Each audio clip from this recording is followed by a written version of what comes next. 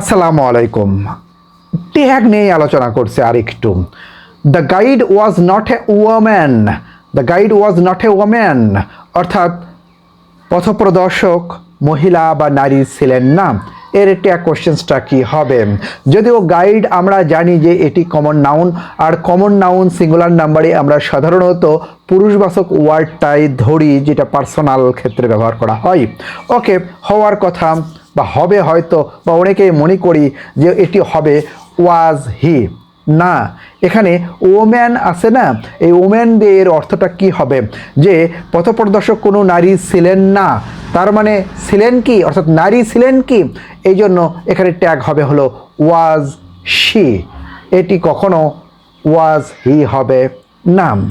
The girl is seen in the boy, the girl is seen in the boy, অর্থাৎ বালকের মধ্যে বালিকা দেখা গেল। আসলে গার্ল এখানে অ্যাবস্ট্রাক্ট নাউনের কাজ করবে। The quality of a girl, বালিকা সুলভ আচরণ ছেলেটির মধ্যে দেখা গেল। এই জন্য এখানে ট্যাগ কোশ্চেন্স হবে এই ইজেন্ট ইট, কোয়ালিটি বোঝানোর কারণে, এই গার্লের কারণে এখানে হবে ইট। যেমন আমরা দ্য মাদার, দ্য ফাদার, রোজ ইন হিম, ইন হার যে আমরা ব্যবহার করি, ইট করি, এই দ্য গার্ল এরকমও। দ্য বয়ও কিন্তু এরকম ব্যবহার হতে পারে। The boy was seen in the girl, wasn't it. Thank you.